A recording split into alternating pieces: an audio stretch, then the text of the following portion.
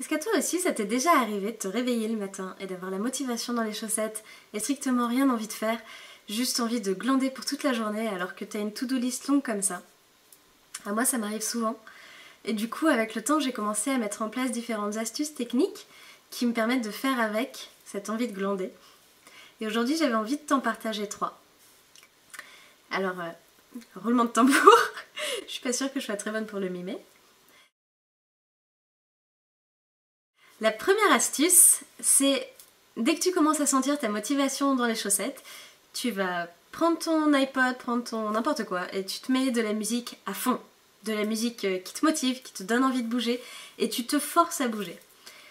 Donc pour moi ça va être du Michael Jackson et du coup je vais me mettre à bouger par exemple oh beat it, yeah beat it,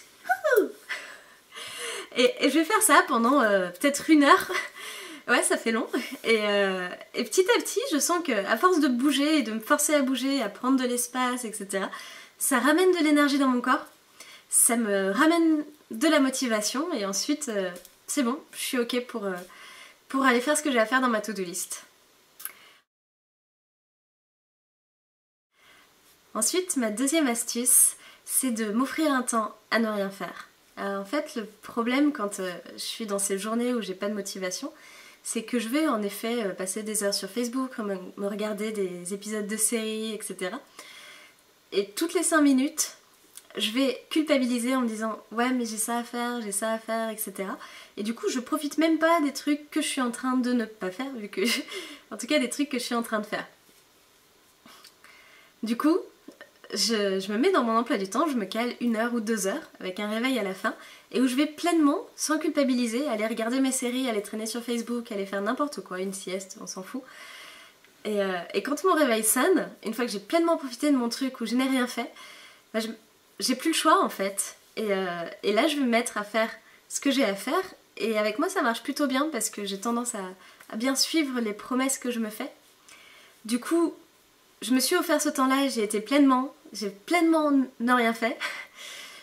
Du coup, maintenant, je peux pleinement faire les choses que j'ai à faire. Ensuite, ma troisième astuce, c'est de ne rien faire de manière productive, ou plutôt constructive. Qu'est-ce que j'entends par là? Ça va être d'aller chercher des choses qui ne sont pas dans ma to-do list et qui me permettent de me détendre, de pas trop m'impliquer, donc vraiment d'être dans mon mode un peu glande au fond du lit, quoi. Et en même temps, ça m'apporte des choses. Donc par exemple, l'autre jour, j'ai été me regarder une vidéo sur le storytelling et je l'ai vraiment regardée en mode détente et ça m'a appris plein de choses qui me serviront sur quand j'écris mes articles de blog, quand je fais mes vidéos et dans plein d'autres choses.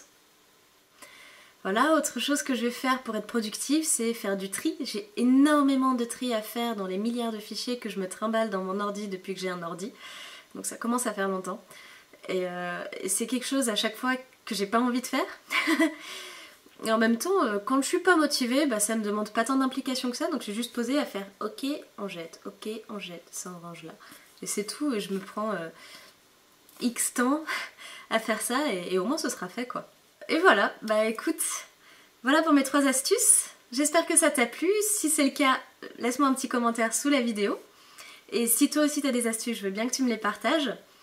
Et n'hésite pas à faire un petit thumbs up sous la vidéo aussi. Et puis si t'as pas envie de rater mes prochaines vidéos, je t'invite à t'abonner à la page. Je te dis à très bientôt.